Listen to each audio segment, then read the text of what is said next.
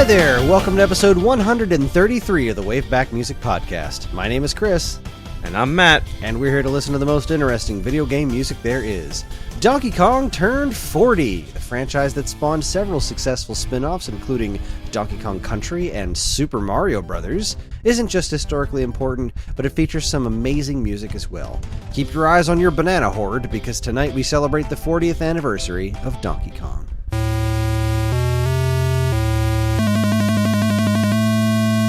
Well, hello, Matt. Hello, Kris. How are you? Despite all the bad news, I'm pretty well. Yeah, you know what? Me too. And we're all 40 here now, right? It's you, me, and Donkey Kong. Please don't remind me. Yeah, we've been doing all this anniversary stuff, but this is the oldest one. This is the 40th, and since you can't really do an episode based on just Donkey Kong, because there's like I don't know, maybe a minute tops of music in the game, we thought it would be pretty fun to put together an anniversary special where we just pulled music from a bunch of different games throughout Donkey Kong's vast and magical career, and I think we came up with some pretty good picks here that run the gamut from all flavors of Donkey Kong. I think that's my favorite part of what's on display tonight, so to speak. Just the game is, again, 40 years old. There's been so many iterations and sequels, and it's a huge catalog to pull from. Yeah, and I don't think that I've done much in the way of repeats here. I know we did some, like I think we did the arcade sounds in our arcade episode, but I don't think I'm hitting anything we've covered here before. And also, like, Donkey Kong Country, we did, 2 episodes on that one or something? Yeah. So right. that one I, chose a cover. Same with, like, Donkey Kong Country 2, we're probably going to do in the not-too-distant future. So the songs I pulled from that were covers. So there's a couple of really good covers in here. It's all over the map. I'm really, really excited about this. I've been listening to this playlist a whole lot. Like, since I put it together. Usually I'll kind of like put these things on the side and not listen to them, but I just couldn't stop listening to this playlist because there's so much music I love in here, and yeah, man. Hey, be proud of your creation. Yeah, this was this is a nice set. I also I made a real discovery during this, that I was introduced to a whole soundtrack that I was completely unfamiliar with before, so looking forward to getting to that, because that's a fun story. But I guess let's do a quick personal history, since that's usually what we do. Is name some of your happiest experiences with the Donkey Kong franchise? How did you first Donkey Kong? What was your first Kong? My first Donkey Kong, let me see. It has to go back to when I was like a single digits child. There was a bodega around the corner from my childhood home, and in it the guy had 2 stand-up machines. First, of course, was Pac-Man, and second was Donkey Kong. So that had to be my first foray with Donkey Kong, the original, the original game, Rescue Princess, Jump Over Barrels, blah blah blah. Then I probably at the same time, they had those mini tabletop machines. Uh-huh. There was the one that was Popeye, which I still currently have. It was green and it was Popeye, and then there was a Donkey Kong one, if I am not mistaken. So there was a Nintendo released these miniature tabletop arcade cabinets, and I do mean miniature. They're probably about the size of like 6 VHS tapes stacked. Someone showing their age. Thank you very much. I currently possess, it was handed down to me, a Popeye one, which I have such fond memories of. But then there's a Donkey Kong one, which I now found out is Donkey Kong Jr. So, yes and no. Little Donkey Kong there. But then, over the years, I never played any ones for the Atari, like Donkey Kong, like 2 and 3 or something like that. I played those way later, like probably like 6 years ago. Someone had purchased one of those, like I don't know if you remember, you could go into like bars and restaurants, and they had the 2-player, like you could sit at a table and it had a glass top, and play like Pac-Man and things like that. So someone had one of those made, and it sat in our editing office for like 3 years, and so I just played through all these old like Atari games that I'd never played before. All those Donkey Kongs were some of them. Yeah, fast forward to Donkey Kong Country, and like it just being the baddest guy on the block, like Rareware just being like, "Yep, we're ready," and just making that game, and just how great and fun it was. I owned it. I played it backwards and forwards. You know, we did the episode on it, and that was a lot of great memories flooding back. But beyond that, that's kind of where my Donkey Kong stuff stopped. I think my sensibilities just kind of grew away from that sort of stuff, platforming and things like that. Like things were going more into, first-person shooters were starting to come around, and so that's kind of where I left Donkey Kong, sadly. But yeah, he pops back up in Super Smash Brothers. Mario Kart, if I'm not mistaken, he pops in there. Oh yeah, right. The original Mario Kart, he was definitely in. Right, it was Bowser. It was Donkey Kong Jr. was in Super Mario Kart, and then they changed to just regular Donkey Kong for Mario Kart 64, and he's been in every one since. There you go. So yeah, that's my Donkey Kong foray. Nice. Well, I think mine started on the NES, actually. I was aware of the Donkey Kong brand. I don't remember, like, why I knew what that was. Like, probably had seen it listed as an Atari game at some point, but I had never played it. I just knew it was an arcade game, and the first time I ever played Donkey Kong was in a copy of Donkey Kong Classics for NES.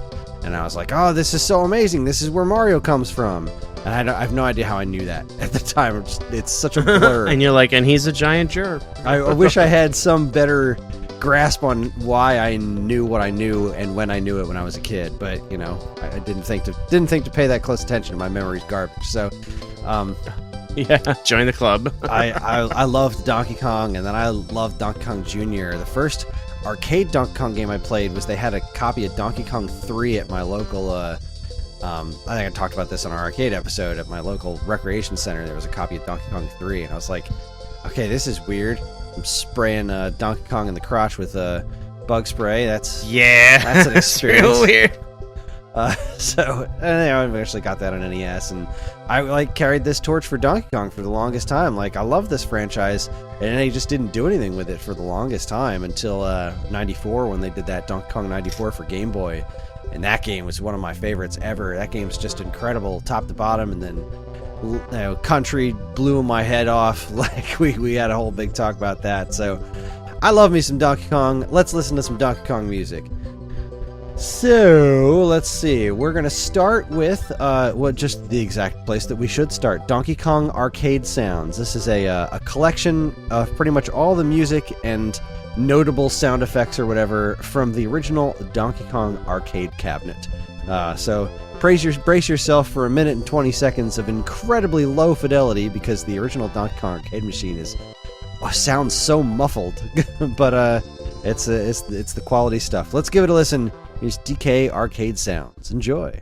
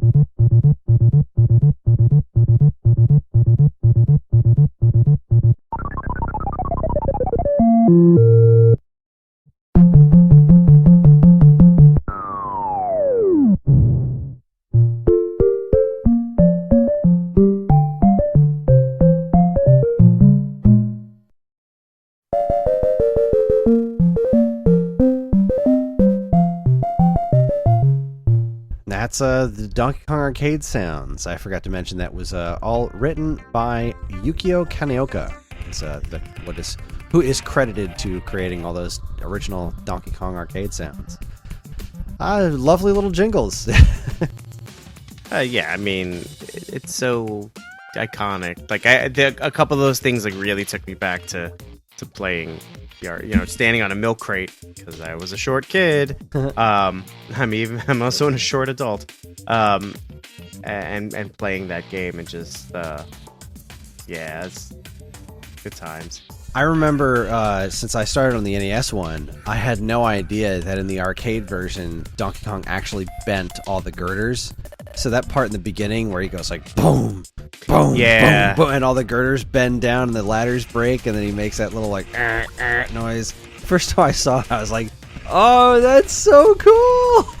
I had no idea. Everything was so much simpler back then. It's such a neat little attention to detail. I love it. I adore Donkey Kong so much. It's one of my favorite arcade. It's one of my favorite arcade games. I think Mario Brothers is still my favorite arcade game. I love that game, but oh, absolutely, the game's so good.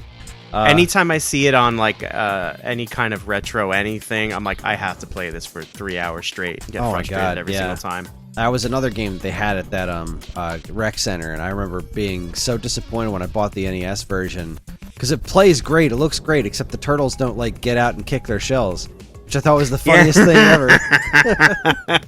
I was so supremely disappointed. There's so much great stuff. Oh, there really is. All right, well, I mean, there's not a whole lot more to say about that. That's the sounds of the original Donkey Kong arcade game. That's what kicked off the careers of Donkey Kong and Mario and Nintendo of America, basically. And the princess. Well, that was a different character. That was Pauline. They look the same. I don't care what you tell me. Pauline made her big comeback in, she had been referenced a handful of times in like the Mario vs. Donkey Kong March of the Minis games and stuff, but she made a big time comeback in Super Mario Odyssey. There's a whole city that she's the mayor of, New Donk City. And New Donk. New she got Donk a City. Donk. And it's one of the best locations in the game. That name is amazing. I'm gonna laugh about that for a while. Like, New Donk City. I get that you were making the Donkey Kong reference, but come on. Someone had to be on that team. Like, actually. And no, you know what? They were just like, you know what? Nah, heck, go for Screw it. Let them laugh. Yeah. Yep. Let them get a chuckle out of it. They've earned it. But there's this whole bit at the end of the game because, like, the song that was popular from that game, like the song they used to promote that game, was a full song with lyrics because Pauline is also a singer, and the song's called "Jump Up Superstar." It's a great tune. So let's all jump up super high up in the sky. There's no hell, we're up like dancing. And the ending in that game, one of the last levels that you do in the story mode of that game, is set to her singing "Jump Up Superstar," and it goes into this. It's all a tribute to the Donkey Kong arcade game. It's like all these jumping over barrels. There's 8-bit Donkey Kongs chucking barrels. It's amazing. So much good stuff based around Donkey Kong. So let's see where everything goes from here. The next track I put together, this is a compilation of all the Donkey Kong NES title screens. There were 4 title screens for the different NES Donkey Kong games. They were all ports of arcade games, save one. So we're going to listen to the theme to Donkey Kong Jr., Donkey Kong Jr. Math, and Donkey Kong 3. I've seen them credited to multiple people. I've seen Donkey Kong Jr. Math's title screen credited to Yukio Kaneoka, but I've also seen all 4 of them credited to Hip Tanaka. So, I don't know. I feel like Hip Tanaka probably banged out all these little ditties in like an afternoon, but who knows? This is all great stuff, including this is where the Donkey Kong theme came from, because as far as I know, this is where what's known as the Donkey Kong theme comes from the NES version. It's nowhere to be found in the arcade version. And then the other ones are all just, great little follow-ups. So let's give it a listen. Here are all the DK NES title screens in a row Enjoy.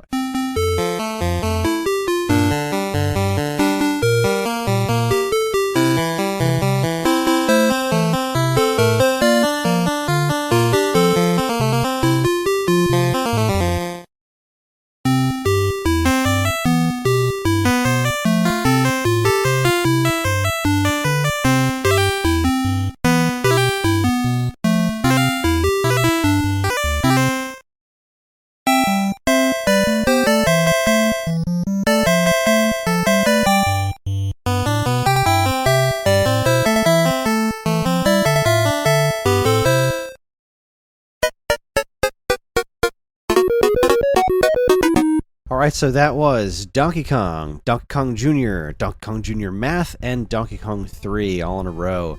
The Donkey Kong 3 one was definitely, that was in the arcade version, so that was a pretty straight rendition of that. But all the rest of those are, I love black box NES title screens. They have, like, every single game from the NES launch features these cute little ditties. Like, here's a title screen with some sort of, crazy font or whatever showing the title, and then I'll have pretty much the same font for all the options underneath it. Just about every game. And you got, this, Donkey Kong, and Pinball, and Kung Fu, and pretty much any of those black box games all followed this same formula for title screens. And it's just, I love those little ditties, and these are some of my favorites. Ditties! Ah!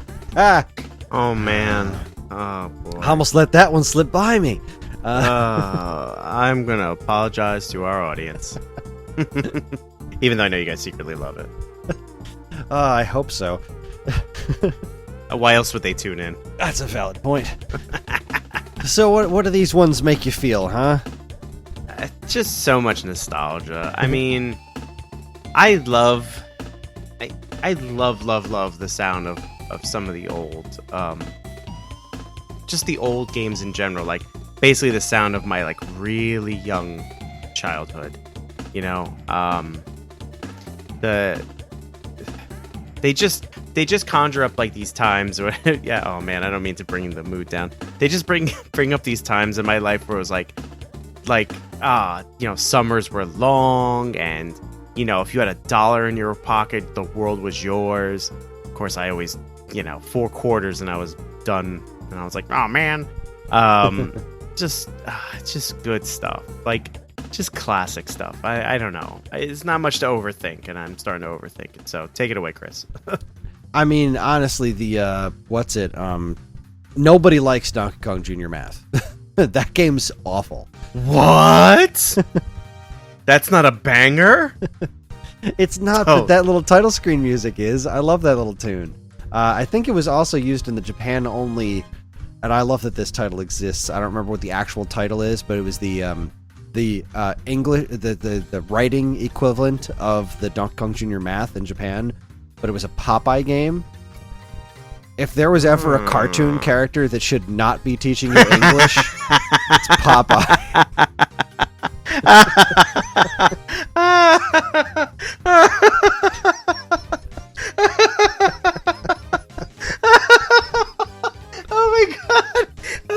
That's the worst. That's the worst idea ever. Right, it's a terrible idea. It's just as bad as, like, typing of the dead. Can't stop laughing. Oh my god. And I'm gonna die like my idiot cousins, the hyenas. Stop that laughing! You know what happens when you can't stop laughing? One of these days you're gonna die laughing. Seriously, I mean, I guess it's on the same level of having a child ape teach you math. But I mean, Popeye in English, that's just a bad combo. But I think it has the same title screen. But I love all those tunes. Freaking, I'm not gonna get over that. It's gonna be tomorrow, and I'm gonna be sitting there, and my brain's gonna go empty, and all of a sudden, I'm gonna think I could have learned English from Popeye. If only you were Japanese. If only I was. I mean, well. Anyway.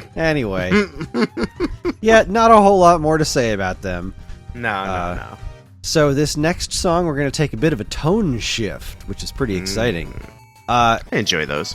obviously we're going to do an episode on Donkey Kong 94 at some point in the not too distant future because the game's super amazing and it's got a really cool soundtrack. But I really wanted to represent it in this episode, and I had a really hard time picking a song to choose from here. So I wanted to pick something that was a bit different, but I think is just a really, really impressive song. This song comes from the next to last boss battle in the game. In the very, very, very, very end of the game, you have to do one last showdown with Donkey Kong in standard style before you get to the actual last showdown with Donkey Kong, which is really cool, but the music is not quite as cool as this, especially not to just kind of listen to. This is a really great tune. It's by Taisuke Araki, which is not a name I'm overly familiar with outside of this specific soundtrack, which is a pretty unique soundtrack among Nintendo-style games. It's very good. It's got a lot in common with... you can definitely feel those tones of like the classic Nintendo stuff, like the classic Hip Tanaka stuff, but it also has a really unique flavor on its own. And this song is called Showdown at the Tower. It's really cool boss music, and pretty different from a lot of the like more happy stuff we'll be hearing for the rest of the episode. So let's give a listen to Showdown at the Tower. Enjoy.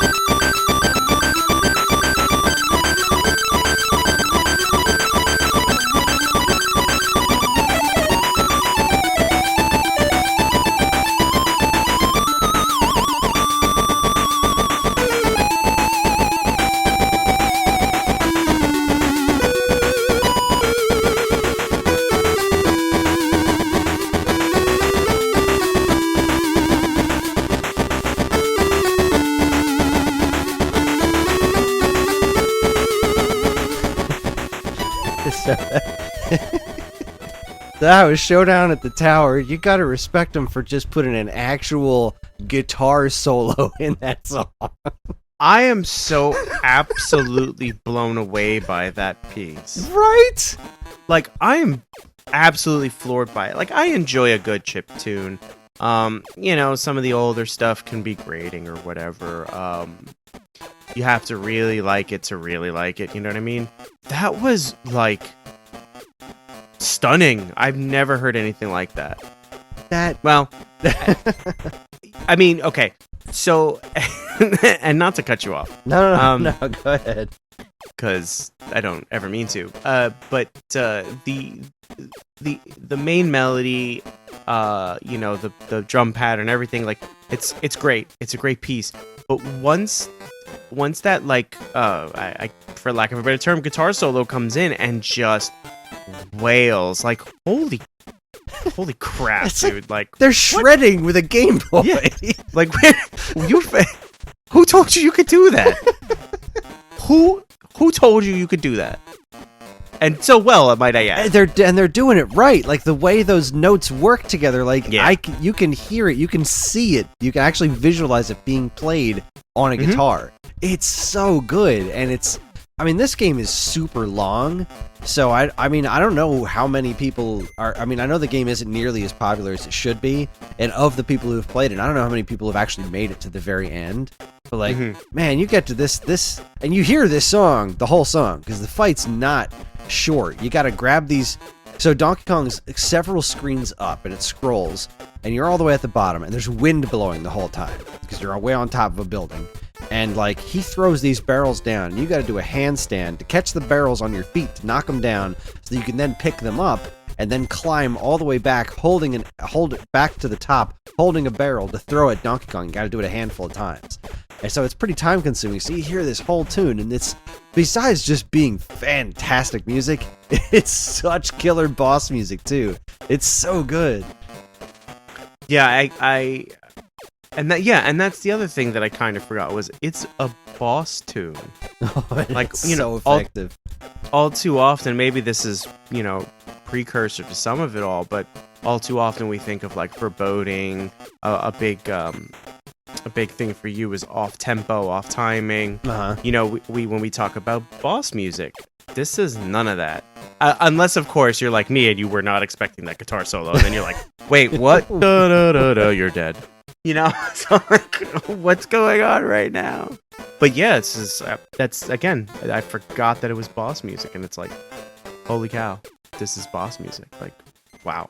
And the music that follows it is also like the fight that happens after it is like, see, there's these little mushroom things that'll make you shrink or like make you get bigger or whatever in the game. It's just like a Mario game. So like you beat Donkey Kong and he falls off the building, and then you see like a bunch of those mushrooms fly in the air, and you've got to fight a massive Donkey Kong. And the fight's broken down into multiple segments, so the song keeps restarting itself, but it's all kind of based on that do do do do do do, like that's kind of what that tune's based on. So it's less of an enjoyable piece to just sit and listen to, but it works so incredibly well in the game because of how segmented it is. But really, this Showdown at the Tower has always been one of my favorite songs from this game, because I'll never forget getting to that final boss battle and just being like, all right, I've played like 150 levels of this game, and they got hard. I am ready to do this. And you start it up, and this just epic music starts playing. Like, it's so good. It's so good. But that's going to pretty much wrap up our original Donkey Kong flavored stuff. Because most of the stuff that happens after this that was just Donkey Kong is, and sorry, it's my party, I'll cry if I want to, is not as memorable as the country stuff, which is where most of what we're going to be listening to going forward it lands in that general vicinity. You got a lot of there's good tunes and stuff like Mario vs. Donkey Kong or one of the 50 billion minis games that are out there, but they just didn't really catch me. So from here on out, we're heading into Donkey Kong Country territory, which is I think easily some of the best music that this franchise has ever seen. There's so many great tunes here. And there's no way I was going to get through this without listening to some music from Donkey Kong Country. We just had to do it in a way that we haven't listened to on the show already, since we did the whole stinking soundtrack. So this next one is Cranky's Cabin from Donkey Kong Country. I love this song so very much. Cranky Kong's such a great character, and this is a really fun take on the Donkey Kong theme. But this particular version we're listening to is covered by the incomparable banjo guy Ollie, who just nails this song with accordions and all sorts of other just wonderful flutes. This is such a great rendition of one of my favorite Donkey Kong Country songs. So let's give it a listen. Here is Cranky's Cabin from Donkey Kong Country as performed, originally by David Wise, performed by Banjo Gayali. Enjoy.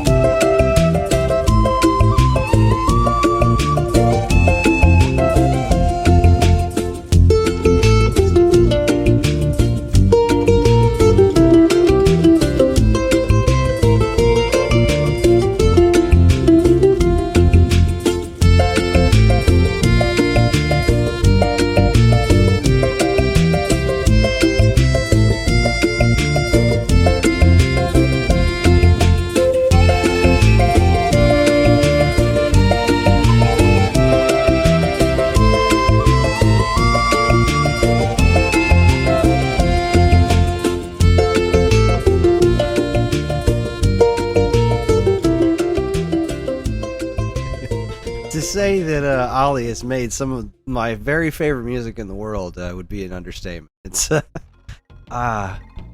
there is the accordion is easily in my top 5 instruments. I love a good accordion, and the way that deep accordion comes in when all the other pieces come in, especially paired with the melodica, it's gorgeous. This is such a good rendition. Oh, I love it. I'm hard pressed to find anything terrible to say about anything he does, really. But yeah, I love that song to begin with. Like, I think it's just a great piece of music in the game. And then, it ties in with the storyline of Cranky Kong and whatnot. Yeah. So it's that much more, it's got that extra layer of like, this is so cool. But really, that's like, not that I need to blow more smoke up this guy's rear end, but seriously, like, is there nothing this guy can't do? You know what I mean? Like, jeez, it reminds me so much of, like, there's this song, I had a music teacher in grammar school, and I've come to learn as I gotten older that all music teachers are crazy. And if you're a music teacher and you're listening to us and I have offended you, it's only because I'm right. The music teacher would make us learn these songs, which as I got older, I realized were real songs, Like, there's that song like Bobby, what is it? Bobby, John, and Martin. Little did I know we were singing about, John F. Kennedy, Robert Kennedy, and Martin Luther King and their assassinations, which is like really heavy for like fifth graders. You know, we had no idea. But anyway, there's this song she taught us, and it was kind of like a reggae tune, and the little ukulele lick is almost like the same. And the lyrics are like, oh, down the way where the nights are gay and the sun shines daily on a mountaintop.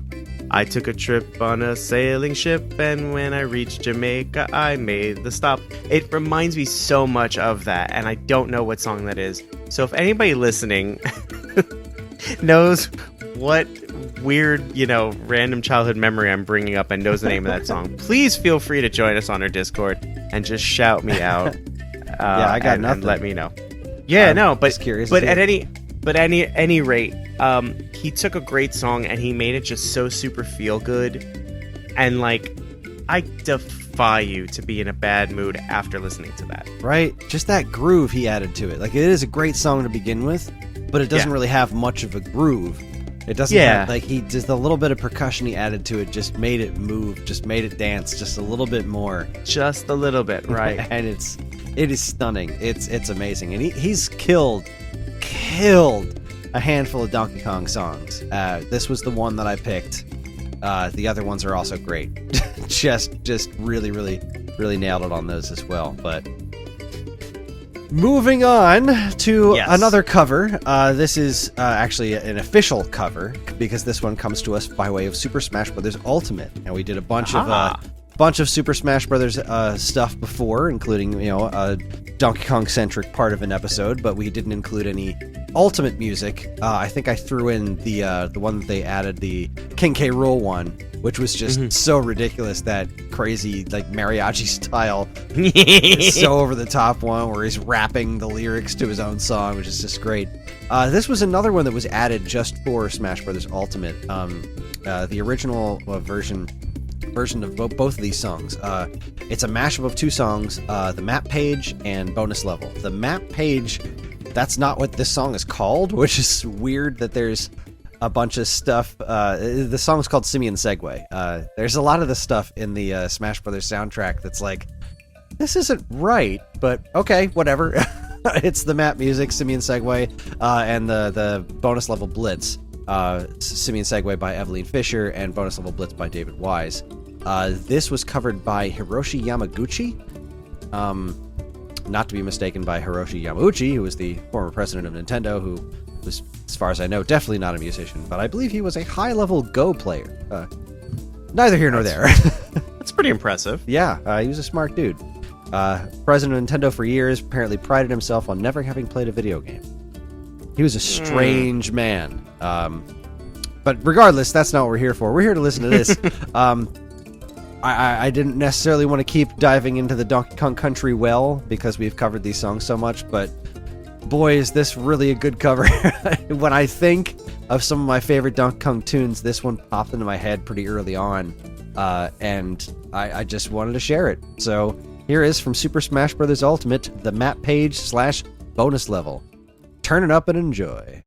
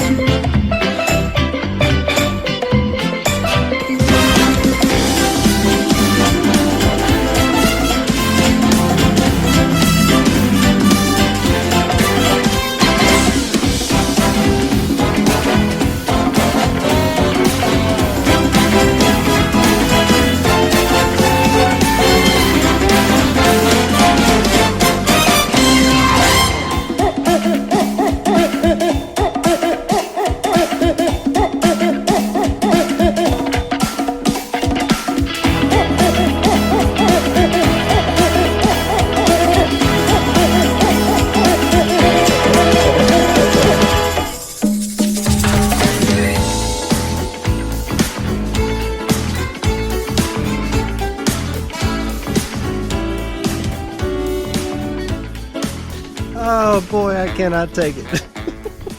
When they do the bonus level blitz with the trumpets, it just kills me. It's so good. I'm just over here blowing out my eardrums, bopping up and down on my desk like a lunatic because I can't take how good this is. I just love it. Oh, the map music, Simian Segue done in this like big band style with all the conga drums in the background is good enough, but man, that switch over to the bonus level blitz just absolutely slays me every time. I just love it. I really, really appreciate the use of a steel drum correctly. Oh, true. Because they can be so kitschy, you know? You know what? This is not the last proper use of a steel drum you will hear tonight, sir. Oh, I have no doubt. I feel like this franchise is just it runs the gamut of everything that steel drum just makes sense. Absolutely fantastic. Everything you just said. The switch over to the bonus stage, great. Like it's just so awesome to see things kind of go to the next level. Like, you think of games getting new iterations, Donkey Kong franchise, prime example. You get that, silly little platformer 2D scroller, Rareware comes along and beefs it up, you know what I'm saying? So, why not do that to the soundtrack? And no exception here, man. Just absolutely fantastic. It's one of the things that really made me want to include this is that the whole thing sounds like a celebration. It not only sounds like a celebration, but it's celebrating this outstanding, like two of my favorite tracks from Donkey Kong Country by Evelyn Fisher and David Wise. Such good tunes to begin with, and just does them in a very different style. The bonus level blitz was originally very like pan flute heavy, and the Simian Segue is a super chill song. So doing this really energetic big band approach to him is so much fun. It sounds so celebratory, and I just love it. Just love it. Yeah. All right, let's keep going. So, Yes. Another harsh turn here. Big, totally different track than what we just listened to. This comes from another really, really great Donkey Kong soundtrack, and one that is just dreadfully underappreciated because the game that it's attached to, while I enjoy, is not nearly of the quality of a lot of the Donkey Kong Country stuff. And this is the Game Boy game Donkey Kong Land. I've mentioned this before at some point. I don't remember if it was on this show or other shows, but this game has probably my favorite video game story of all time. It is a complete wall break, a fourth wall break. The story of the game goes, because this is the first sequel to Donkey Kong Country. This came out before Country 2. So the story goes, Donkey Kong and Diddy Kong are chilling out with Cranky Kong, bragging about their adventures in Donkey Kong Country, how they just had this super massive successful video game. And Cranky Kong's like, look, people bought your game because of the graphics. Like, if you didn't have the big fancy graphics of the Super Nintendo, there's no way your game would be successful. And Donkey and Diddy are like, nah, I think we just had good gameplay. No, we had a good game. And Cranky's like, all right, fine then, prove it. You go home. I'm gonna call up King K. Rool, have him take the banana horde again, and you go through the whole thing again, but this time you do it on a Game Boy. And they're like, fine, you're on. So Cranky calls up King K. Rool, like, hey, you gotta capture the banana horde again. Don't worry, nobody's gonna get in your way. We're trying to prove a point here. And he goes along with it, and then the game takes place. It's all a freaking bet with Cranky Kong. Which is probably the easiest way to sell the same game again. You know what I mean? But that's what's weird about it, is this is not the same game at all. Right. Whereas Donkey Kong Land 2 and 3 were really remixes of Donkey Kong Country 2 and Country 3. Donkey Kong Land is wholly original, and it in fact takes place right after Donkey Kong Country. Like, one of the earliest levels are in the jungle on the beach, and then you go on K. Rool's ship, and then you go from there to, like, you're on a blimp in the sky, and you're in the city. Like, it goes all over the place. It doesn't repeat much of anything from Donkey Kong Country, which is crazy. I mean, there's flying pigs, there's different enemies, there's all kinds of cool stuff, and it's got an incredibly cool soundtrack. The soundtrack was done by, and I really want to know exactly what the breakdown is here. It's Graham Norgate and David Wise. The two of them worked together on other stuff before, and I really would love to know what the breakdown is, because this soundtrack I always thought was done just by David Wise, because so much of it stylistically matches a lot of what Wise did for the Wizards and Warriors series, specifically Wizards and Warriors 2 and 3. And some of the later levels in Battletoads as well. It's a fascinating soundtrack, and I kept going back and forth on songs. I threw a last minute switch up on which song to pick from this game, and I wound up going with a song called Temple Trouble, which I just think is it's a really interesting contrast to the Super Nintendo Temple song, which is like Voices of the Temple is a really, really ambient song, and you can't do that kind of stuff with Game Boy as well, so a lot of the Donkey Kong Land music is more melodic, and Temple Trouble is really good song, so I hope you enjoy it. Here is Temple Trouble by Graham Norgate and David Wise from Donkey Kong Land. Enjoy.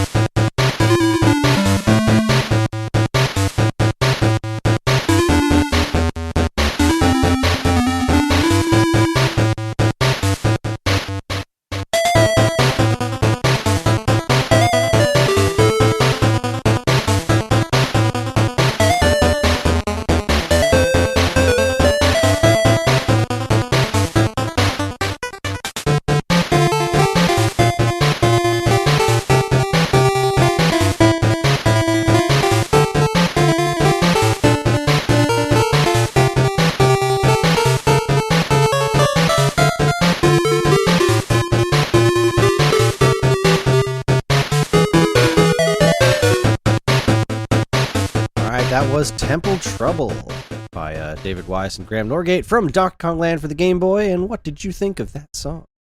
That was grossly fascinating. I mean, I was really hooked by that main melody. But all right, it's a couple things really. The bass line is killer.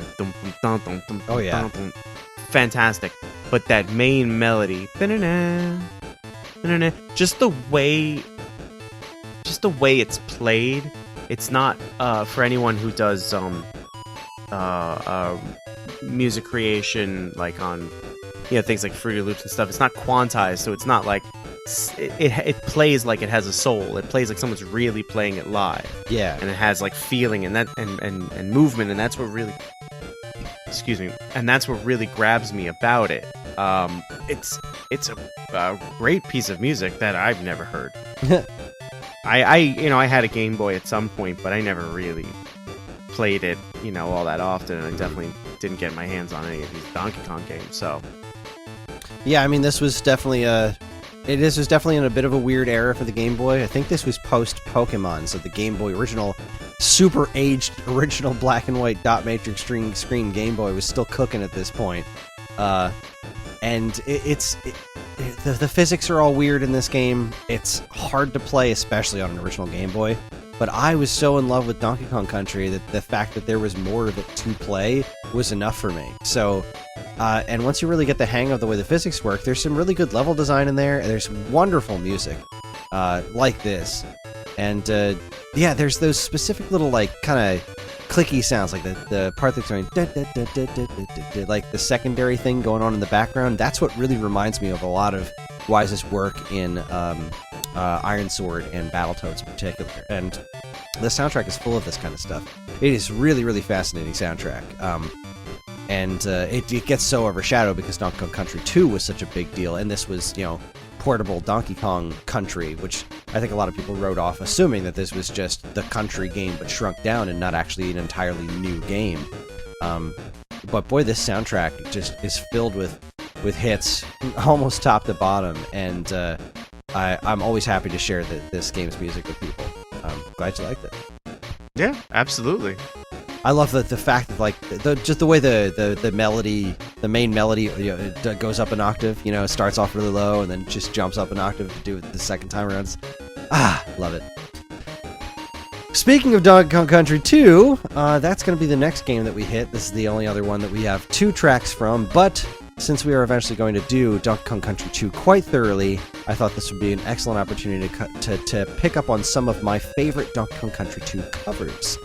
The first one is going to be another radical tone shift. It's probably the simplest song in Donkey Kong Country 2, and it's also one of my favorites. This tune is called Jib Jig.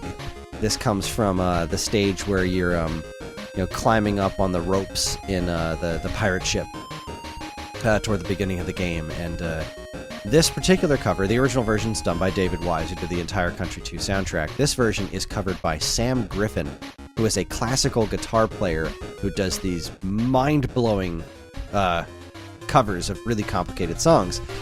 This is not one of them because it's a very simple song, but there's the spirit of the song comes through so well in his playing in this. It's a short track. Like I said, it's super simplistic, but it makes me so happy. It's just a gorgeous rendition of it. So here is Jib Jig from Donkey Kong Country 2, is performed by Sam Griffin. Enjoy.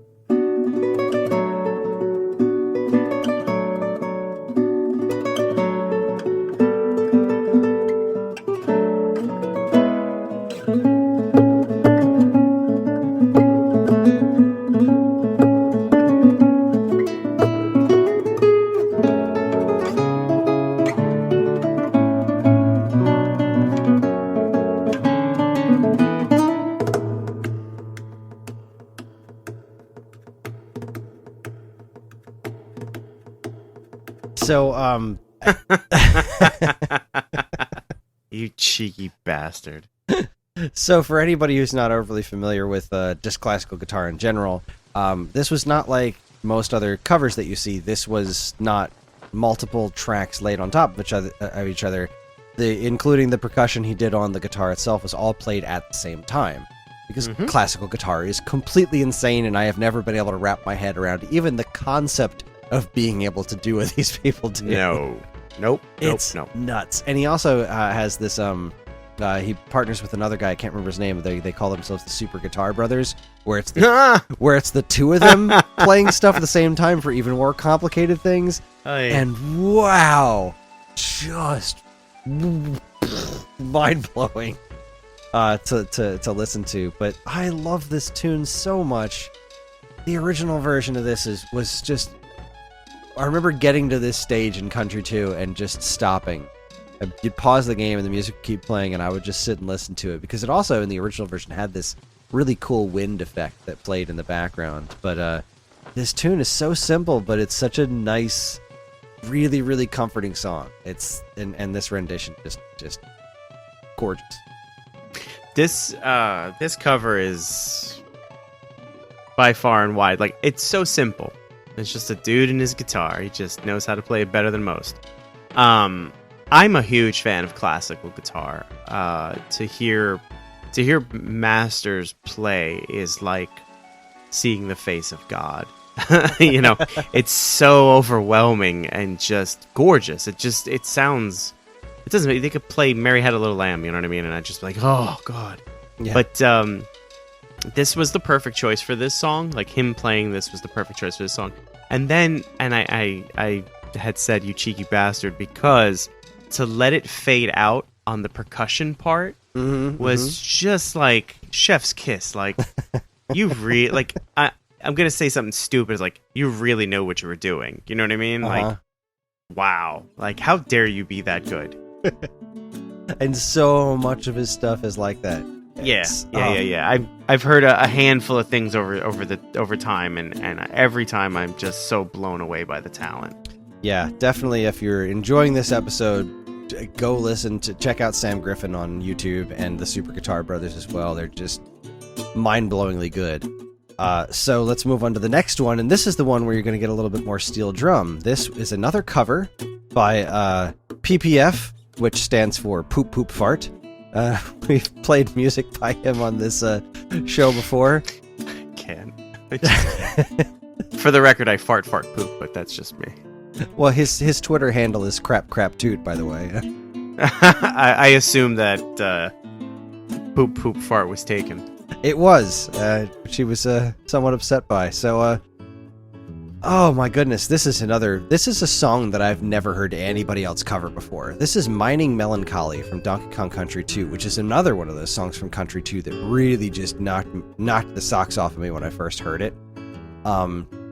There are parts in this song, when you watch the video of how he put this together, there's a part in the original version that's like kind of an orchestra hit that goes dun dun, and that's him playing it on a steel drum. And the other super impressive one is that there's this kind of upward scale thing that goes do do do do do do do do, and it's all very like synthesized in the original version. And in this one, he has a series of PVC pipes that he's hitting with a flip flop that makes this noise. Oh, very Blue Man Group. Very Blue Man Group. So this is an extraordinary cover of really just an amazing song, also by David Wise, Mining Melancholy. Here it is by PPF. Enjoy.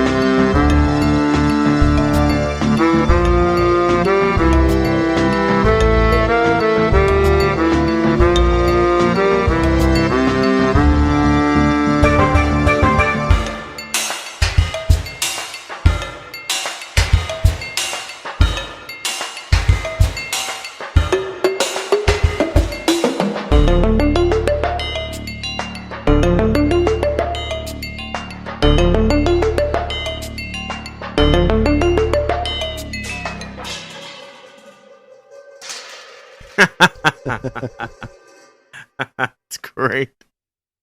Great way to That's end that one. so good. That was so kind of left of center in its performance. But stunning nonetheless. The percussion, trill, ascending trill was fantastic. It almost didn't even sound like, PVC pipe getting hit with a flip flop. But just brilliant. And for anyone who hasn't seen the Blue Man Group, and you can totally look it up, they do a whole, they do White Rabbit, and then the audience sings because they put the lyrics on the screen. It's great. So that's, that's the correlation there. But that was really good. That was really good. Yeah, I was super impressed by not just the fact that it's a really great cover of a really great song, but I've never heard anyone even attempt to cover this song before, and it's kind of a bummer because there's so much good music in Donkey Kong Country 2, but everybody always gravitates immediately toward Stickerbush Symphony, which is an amazing song. But there's so many other great tunes in there, and Mining Melancholy was like, man, that song really blew me away. That level in general, with all that was the first place you saw the new explosion from the TNT barrels, which looked so much better than the one in the first game, and there's all these crystals shining in the background. It was such an interesting, gorgeous thing. Everything about it was just amazing, and this cover really kind of nails the feel of that song. And also, I don't know, just those synthesizers, the really deep melodica sounds. It's just it's always fascinating. Yeah. I love a good melodica though. Who doesn't? When placed properly, it's very tasteful. Indeed, it is a great accordion alternative. Okay, so this next one is a this. So I don't like Donkey Kong Country 3. That game came out on Super Nintendo, and I was just like, I don't like this. There's just something wrong with it. I don't like any of the character designs. I hate Kiddy Kong. This is one of the dumbest looking things I've ever seen. I hate Kiddy Kong. Dixie Kong's great. Dixie Kong heading up her own adventure is cool, but like Country 2 was already kind of pushing it by not having me play as Donkey Kong, but I let it slide because Dixie was so good. But now I can't play as Donkey or Diddy. Now I'm playing as Dixie and Kiddy, and there's like, I don't know, the whole thing really didn't do it for me, and a lot of that came from the fact that I didn't like the music. I played the first stage, and I hated Kiddy Kong, and I wasn't crazy about the music. And I played a handful of levels, no matter how far I got into it, I couldn't get into the soundtrack at all. And I'll forgive a lot if the soundtrack is just making me happy. And this game just never did it for me. So I've never finished this game. I've never even had any interest in finishing this game. Just does not do anything for me. I had heard at some point that the Game Boy Advance version of Donkey Kong Country 3 had a new soundtrack. And somewhere floating in the back of my mind, I remember somebody saying, yeah, they had David Wise come in and make a whole new soundtrack for Donkey Kong Country 3 for Game Boy Advance. And I still never gave it the time of day. And when putting together this episode, that factoid came back up in my head. I was like, I should listen to this. So I want to see what the actual comparison is. So I looked up a YouTube video, and it clicked on one of these stages that I remember where you're inside of a tree. And no, was the one inside of a tree? I can't remember which one this was now. But it had this totally different energy to it. Like, the game, I recognized the level, but the level itself seemed so sad when I was playing it in Country 3, and it had this amazing energy to it when seeing it played on the Game Boy Advance. I was like, this is amazing. So I poked around through the rest of the Game Boy Advance soundtrack and decided at some point I'm just going to play the Game Boy Advance version of this game, and that's how I'm going to beat this game, because this soundtrack is so much more energetic and so much more fun. And I'm just such a huge fan of David Wise. So the track that I picked is a bit of a weird one. It's a really, really fun song that will eventually just kind of fade into a bunch of like wind and monkey noises. So, we'll skip the wind and the monkey noises. We'll just listen to the first loop of the actual song itself, which is, it's a hootenanny. I don't know what else to call it. It's It just makes you want to. It makes me want to get up and dance. I think it's a super fun tune. It is marred slightly by being a Game Boy Advance tune, so it's like really compressed and crunchy. But the composition, I think, just outweighs that, and it's such a fun song. And I was just so surprised that there's a whole a whole new soundtrack for Country 3 that fixes the tone of that game so much that it really makes me want to play it, even though I just think Kiddy Kong is one of the worst. But anyway, here we go. Don't hold back. This is Rock Face Rumble from the Game Boy Advance version of Donkey Kong Country 3, Dixie Kong's Double Trouble by David Wise. Enjoy.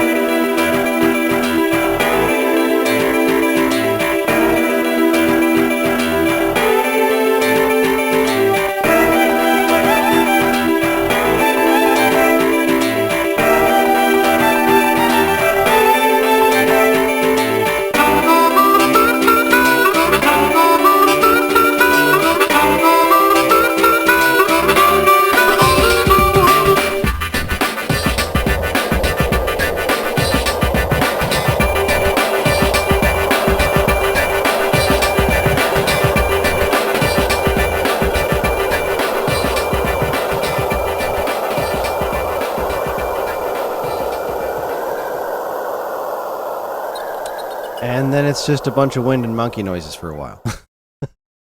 Yep. It is. Still listening to it. I don't know why.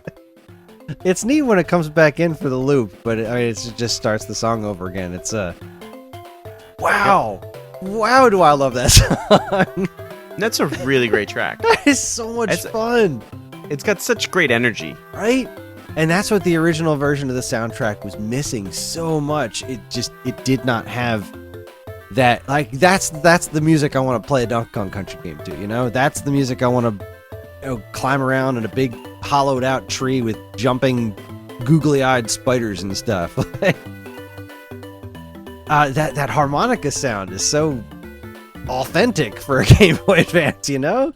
That's man, I love it. And the original soundtrack was actually composed by Evelyn Fisher, who did, a lot of music on the original Donkey Kong Country. There was just something about the soundtrack, the original soundtrack, the Super Nintendo one, that just really doesn't. I don't enjoy it at all. I wish I did. Nothing against Evelyn Fisher; she's done amazing stuff. But there was some weird disconnect with that game. And I just think that this music adds so much more color and personality to the game that it really needed. And boy, just this song. I've had this song stuck in my head for days. And to think that I've owned the Game Boy Advance version of Donkey Kong Country 3 since it came out, and I've never messed with it because I just didn't like the game to begin with. And I've been missing out on this music for all these years because I'm a dummy. Let's be that harsh on yourself, man. Don't do that. Yeah, having no experience with anything beyond Donkey Kong Country, the first installment, I mean, I don't really have any predisposition for anything per se. That was a fantastic track, though. As I said, great energy, a lot of fun. The harmonica, like you pointed out, it's great. Like, sometimes there are certain instruments that I think people have a notion about, and they don't like them just because they've heard them. And I liken it to this quote I heard about Brussels sprouts. Someone was like, you only like Brussels sprouts because no one's ever really cooked them properly. So the same goes here. It's like, oh, you only like you don't like accordion because you never heard it played properly. Yeah. And I feel like the harmonica gets such a bad rap. I say that having seen Blues Traveler perform live. Not by choice. I was actually working the show, but it was a great show. They were fantastic. Newfound respect for them. That being said, this song is fantastic. Harmonica is perfect in it. It's just a great combination of great composition, great instrument choices. I will let the actual recording, the compression you were talking about, I'll let that slide. Yeah. Because at some point it disappeared. I heard it immediately right off the bat. The song started. I was like, ooh, that's Game Boy Advance, man. yeah. I mean, look, the speakers were teensy weensy. You know what I mean? Yeah. At best. And even still, you had headphones. Those are small too. I don't know. I think we take headphones. We give headphones a lot more credit than they actually deserve, but that's a whole other conversation. Anyway, I'll let that whole thing slide because at some point I'd forgotten about it and I was really just hooked by the song. And yeah, that kind of stuff really says a lot. Where someone like me has an ear for technical fugazi, you know what I mean? Like I sometimes it takes me right up out of it, and I think that's a testament to the track itself that I'm like, oh, I forgot that this was a compressed piece of.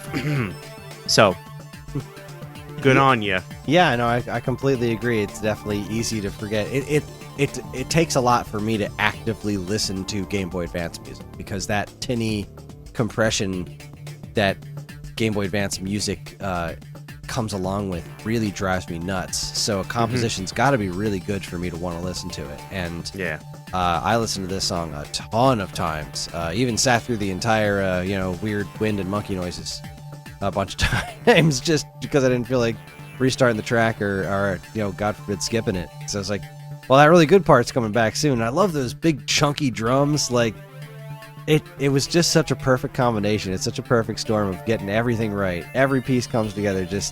It's so perfectly David Wise, and it's so perfectly modern David Wise too, which I think is neat because it reminds me a lot of the work he did on like Tropical Freeze or Snake Pass. Like it's got that really modern flavor to it that's a lot more modern than the stuff that he did on the original Country or even Donkey Kong Land. It's a wonderful track, a wonderful soundtrack, and if you've never heard it before because you don't like Donkey Kong Country 3, or even because you love the Super Nintendo version of Donkey Kong Country 3, try out the Game Boy Advance version because it's the same game, but man, does this soundtrack give you a very different vibe. Really adds so much more life and color to the game. So, speaking of games I don't like, it's rare, but this is fun. Rare. Oh, god dang it, I walked into that one. I'm so sorry to every audience member. I'm so sorry. Nailed it. I put more effort into liking this game than I ever did in Donkey Kong Country 3, and that is because I was such a staunch Nintendo 64 lunatic that I really tried hard to like Nintendo 64 games that I just don't think are very good. Donkey Kong 64 is one of those games that I played. I will never even attempt a 100% run of this game because that is insanity. The hundreds upon hundreds of multicolored bananas that you have to collect by playing the same levels over and over and over and over and over again as different Kongs, and might I add, the worst Kongs, because while Kiddy Kong is trash, like Chunky Kong and Lanky Kong, they came up with some awful character designs for this game. I don't like most of this game. However, I do like its music. And in particular, this track, I like a lot of its music. And there's certain songs that I don't love. This game's soundtrack was done by Grant Kirkhope, who is an extraordinarily talented musician. He's done some great composition work for other games, but it's also not my thing. Like, people love Grant Kirkhope particularly for his work on Banjo-Kazooie and Banjo-Tooie. Neither of those, I don't like either of those games, which was a big red flag for Donkey Kong 64, but, it is what it is. And I also don't love their soundtracks, but I appreciate their soundtracks. I can appreciate the work that Grant Kirkhope does without necessarily having to love it. And he did some amazing work on Mario plus Rabbids for the Switch. That was some really good stuff. So, I mean no disrespect to Grant Kirkhope, and in particular, I mean all the respect in the world, because the tune we're going to listen to that I chose for Donkey Kong 64 is Jungle Japes. Now, this is that Donkey Kong Country song, the one that's from the first level of Donkey Kong Country that's reprised over and over and over again in Smash Brothers and elsewhere. That song has a very strange back half that seems so disassociated from the main part of the song, that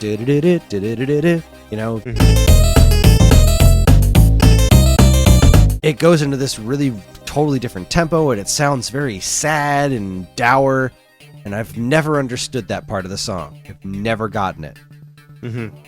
I've heard other versions of the song that try to incorporate that version and keep the upbeat nature of the song. I don't think anybody has ever... I feel like Grant Kirkhope finished that song. Jungle Japes, I think, is the best iteration of that original Donkey Kong Country tune. It doesn't even attempt to incorporate any aspect of that sad part at the end. It just it builds off what was originally there in the fun, high energy jungle part in the beginning. And I think this is just a fantastic tune. And like Game Boy Advance, it takes a lot to get me to actively listen to Nintendo 64 music. Because the Nintendo 64 music was also very compressed in a different way. But hey, here we are. Jungle Japes from Donkey Kong 64 by Grant Kirkhope. This is a fantastic tune, and I think the best rendition of the main Donkey Kong Country theme ever done. Enjoy.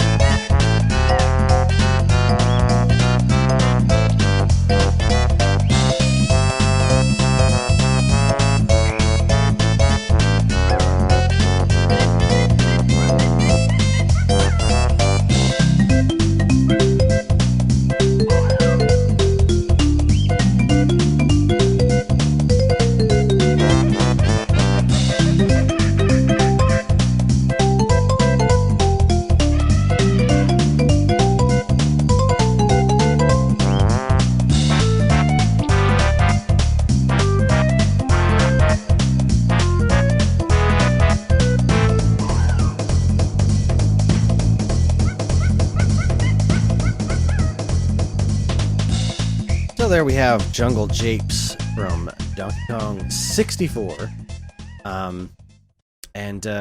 Yeah, I do you see what I mean? How I feel like that just the rest of that song really works to tie back into the original stuff that was there. I think it's really great. I think it's really clever. It incorporates pieces of it, like sort of like minor answers to stuff that was introduced in the first chunk. I just really think it fixes, not that the song was effectively broken, but it always felt so segmented, like at odds with itself. I think this is just such a more cohesive thing, and it's got great monkey noises in the back. Well, I guess I'll address the monkey in the room first. Those noises anywhere else would probably be obnoxious, but I think because, and this plays into the second, which was really the first thing I was going to say, this track is a lot of fun. Yeah. It's really hard to kind of hear this and, you know, just be like, meh. It's just a lot of fun. Like, stuff like this isn't, what I reach for when I listen to music or doing chores or whatever. But, you hear this stuff and you're just like, how could you be in a bad mood after this? I don't know. Maybe you need to speak to someone. I don't know. But, right. Exactly what you said. There's, I think, segmented. I could certainly see where it was segmented, how it's, I guess, had the issue resolved. Let's say it didn't need to be fixed, as you pointed out, because it wasn't broken. They resolved some of that, but they did it in just such a great way. Just to me, feels effortless. It works. It's fun. Like I said, it's fun. It's a great track. Yeah, it's a great, fun piece of music, and I thought it was an important one to point out because that's kind of one of the most known Donkey Kong songs, and I just think this is the best version of it. So there you go. There, I said it. So I said earlier that we were done with original recipe Donkey Kong, and we kind of are, but we kind of aren't. I can't remember if I've ever found a way to use this in an episode before, because I really love this song. This comes from Donkey Kong Country Returns. The track is called Golden Temple, and this is credited to Kenji Yamamoto, Masaru Tajima, and Minako Himano. This song is great because this is not Donkey Kong Country music. This is the special level that you unlock after you get all the collectibles in Donkey Kong Country Returns, and this is actually a medley of all of the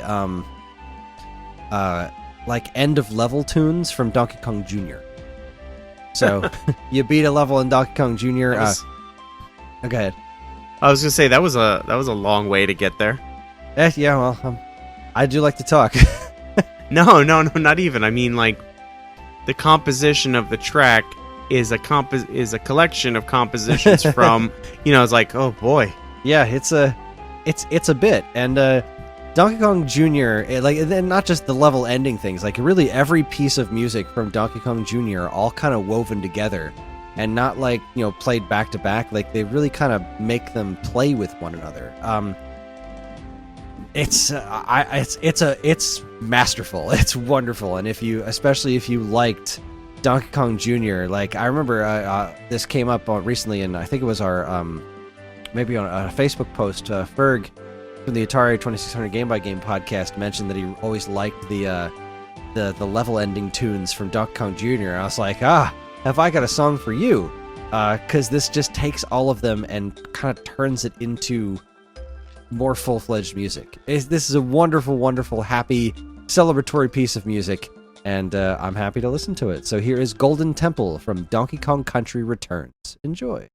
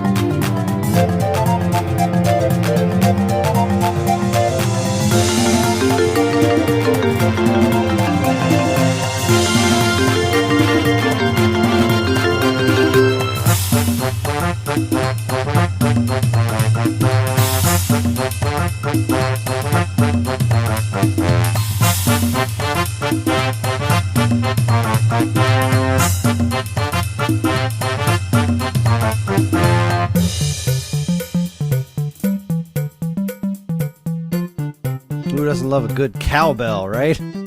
I'm gonna stay away from the cowbell jokes.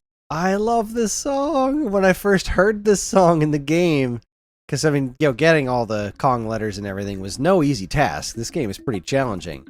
But man, getting to this level and hearing all this Donkey Kong Jr. music, and I gotta wonder how many people that actually played to this point even understood the reference.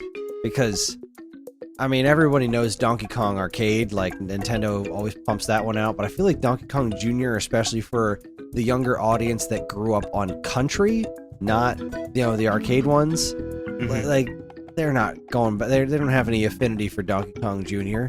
And this is just 100% Donkey Kong Jr. tunes woven together in a glorious, beautiful way. It was not lost on me. I was over the moon thrilled when this music came on, and it remains to this day one of my favorite Donkey Kong tracks because of just the sheer absurdity of it. I love it. I can't believe how well it works, and I've always loved those tunes too.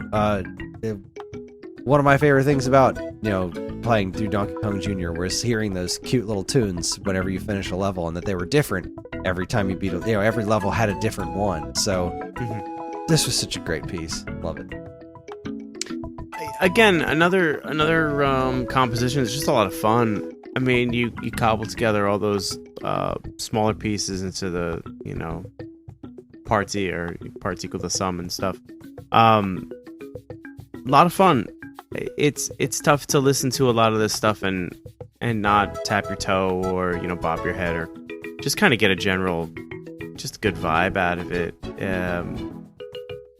Yeah, having never really heard that before, but I'm familiar with a piece or two from here or there. It just kind of floats into your unconscious and whatnot. I loved it. I loved it a lot. I loved a lot of what. I mean, it's very rare for me to do a show with you and be like, "That sucks." This episode's not that at all. A lot of great tunes, a lot of good fun. I like. Don't get me wrong. I love doom and gloom. I love great bad guy music. I like it evil. I like it heavy. But every now and again, gotta balance it out a little bit. Yeah, and this is I mean, you know me, I'm the opposite side of the spectrum. I love happy and joyous, but sometimes you need a little doom and gloom, and I do like that too. See? Well, that brings us to our last track of the night. The quasi-end of our Donkey Kong celebration here. This last track comes from the extraordinarily extensive and amazing jaw-dropping soundtrack of Donkey Kong Country Tropical Freeze. Quite possibly the best 2D platformer ever made. And this soundtrack by David Wise is... I mean, there are tons of tracks, and they're all great. We had a couple of good suggestions for this game from some listeners in our Discord chat and whatnot. I wound up going with what might be my favorite track in the game. Now, when we listened to this for the WaveBack Awards a couple of years ago, I picked a track that was a combination of a couple of songs from Donkey Kong Country and Country 2, which was very doom and gloom. It was like an escape sequence song.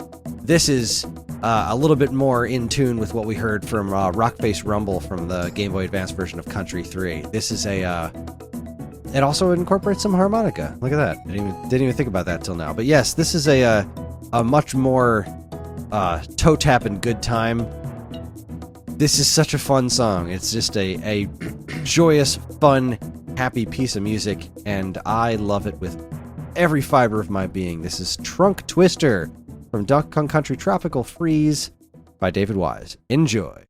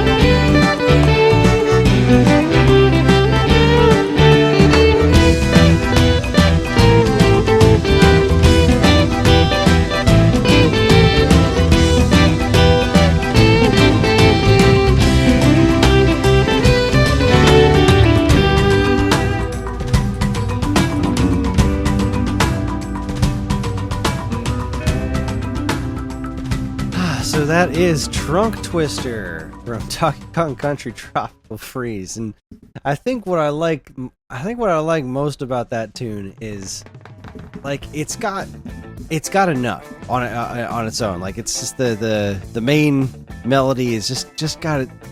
It could have kept looping from that point on, and it would have been fine because it's not like the level disappears and is so incredibly long that it would have gotten repetitive. Like that would have been enough. But then it does that key change when it just goes into the little guitar solo.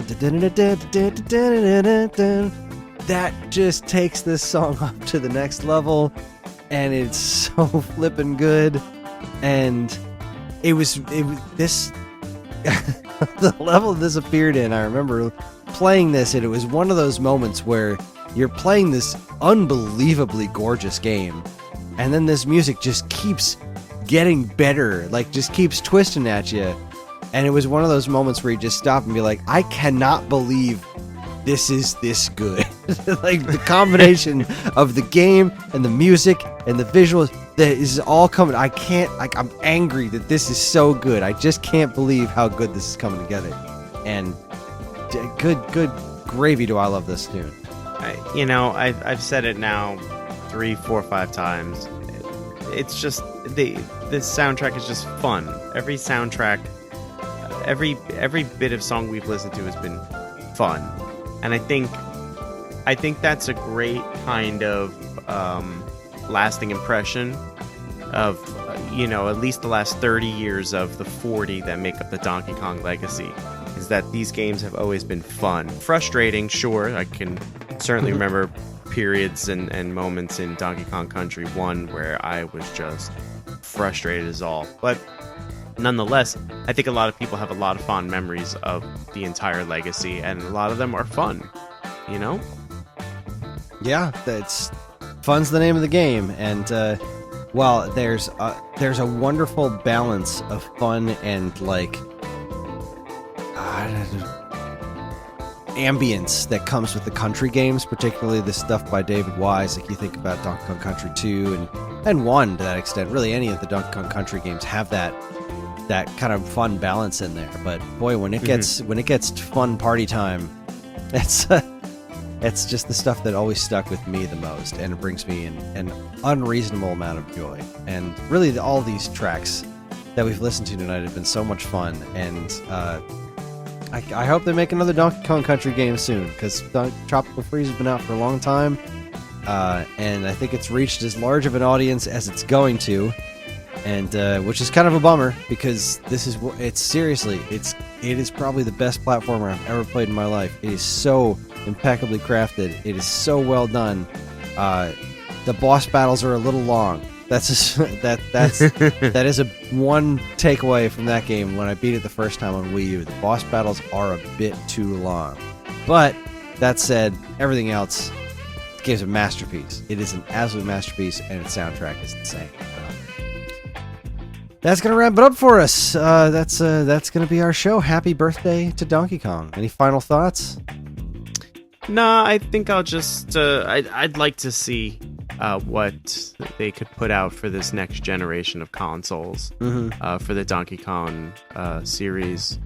I'd be curious to see, what the next 10 years looks like for this franchise, and a lot of others as well. But we're talking about Donkey Kong, so I'd like to see what the next 10 years is going to be like for Donkey Kong. Right? Let's see where the giant ape is with his 50th birthday. That would be something. Something to look forward to. We're the same age. Yay. Well, let's stop feeling all that old and just talk about wonderful, cool stuff that's coming up soon. And that's going to be our show for this week. And next time, we're going to be doing another anniversary special, this time in celebration of the 35th anniversary of the Metroid franchise.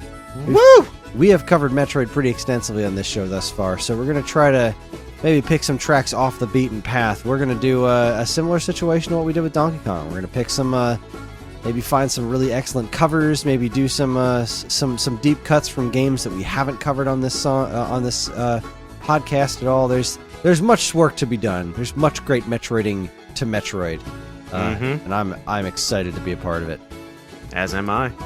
We here at the WaveBack podcast are incredibly grateful to everyone who listens, and we love communicating with you when we can. We have a couple of ways you can do that. There's the Geekade Discord channel, in which we have a WaveBack chat where we frequently discuss all manner of stuff related to video game music and whatever our next episodes are going to be. And we also have a WaveBack forum page over on Facebook, which you can find by searching WaveBack on Facebook. Of course, you can always still send us an email at mail@geekade.com. And while you're at it, check out all our social media channels, which you should totally follow, like, and subscribe to if you haven't already. And be sure to check out all the other great content we have on our site over at geekade.com. Matt, do you have any fun stuff to plug? The world's longest one-shot keeps going. I think by the time this airs, we will have played our weekly episode, so you can look forward to the following week as we potentially draw near to an end. Do I know for certain? I don't. So join us on the Twitch channel. That's www.twitch.tv/geekade, GEEKADKADE. Yes. And I've only been saying it every other episode, and I still don't know how to spell it. For what we like to call our mukbang. All right. I will go ahead and throw out the I'm going to talk about it a little bit of a different one. Come on, brain, you can do this. I'm on a movie podcast now with a couple of my oldest and closest friends, and it's called A Theater Near You, and we just did an episode on. So we're doing movies alphabetically. So Yes. each episode we pick a movie from the next letter, and we got to the letter C, and we watched Crank. I want to add that if you're not on our Discord channel, you totally should be, because the conversation about Crank was hysterical. Yeah, that was not good, but it was a fun conversation to have on the podcast. A terrible film to watch. Yeah, and I'm pretty excited about our letter D as well. But that's what I'll plug this time. WaveBack Overplay is on a bit of a hiatus until the kids get back into school. I just don't have time until the kids are out of my hair, so that'll be coming back in September. Okay, we're going to leave you tonight with the ending theme from Donkey Kong 94. The reason I decided to go with this one is because we're picking a very special version of it. Donkey Kong 94, like I said, is one of my favorite games ever made. I just adore that game. It's so great top to bottom. It was also pretty amazing in that it was the poster child for the Game Boy, the Super Game Boy for Super Nintendo, where if you took your Game Boy games, plugged them into this cartridge, then put that cartridge in your Super Nintendo, you could play Game Boy games on the TV, and you could add colors to them. Like you could, there's 4 colors. The Game Boy was done in 4 different shades, and you could change those 4 different shades to whatever colors you want. Some games were Super Game Boy enhanced, which gave you extra special things. For the most part, like 9 out of 10, or even 14 out of 15, the highest percentage, most games, what they did was they just had a custom color palette. It was still 4 colors, but it was it changed from level to level, and they gave you like a specific border to put on the outside of it, which was cute. But there were some games that really went the extra mile, like Donkey Kong. Donkey Kong had certain screens were full color, not just the 4 colors. They actually redid the ones to display in full color, which was awesome. And there were the sound effect of Pauline yelling "help" from the Game Boy one was just like boom, boom. But in the Super Nintendo one, she goes "help, help," which is great. And then there's also the ending song, which was done. If you beat this game on a Super Game Boy, you got to hear the ending music in 16-bit style. They used 16-bit Super Nintendo instruments. It's the same tune as the 8-bit version, but if you happen to beat it on a Super Game Boy, it's a totally unique version of the song. So I figure not a lot of people have heard that. This would be a great way to cap off our Donkey Kong anniversary episode. And if you stick around till the end of that song, you just might be treated to a horrible, horrible surprise. That's it, everybody. Thanks for listening. Good night.